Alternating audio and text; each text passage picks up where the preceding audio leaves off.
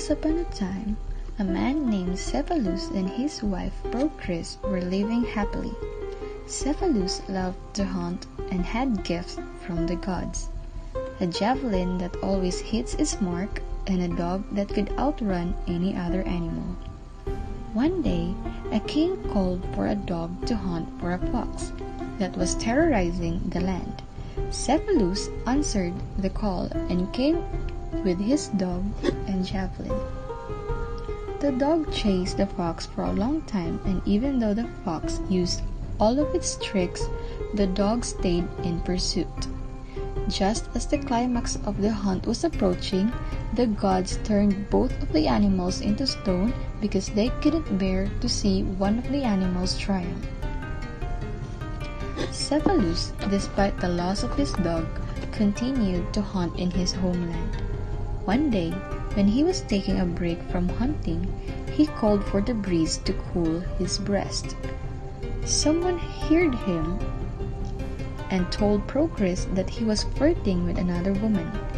Procris followed him out the next day and hid herself in some bushes near where he was taking a break.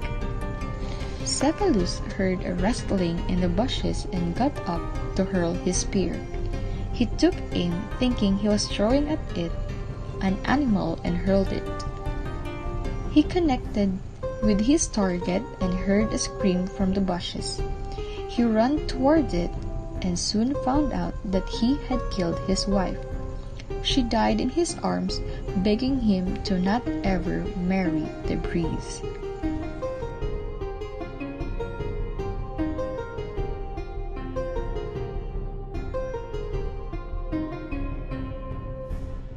The moral lesson of the story is that lack of trust may result to misfortunes in marriage. Trust is the foundations in marriage. Thus, jealousy leads to tragedy when Cephalus accidentally kills his wife while she's spying on him.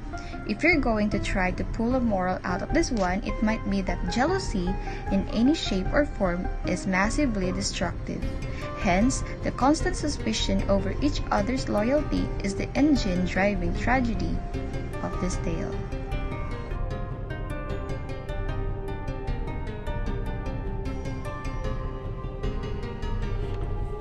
The literary device present in the myth is personification.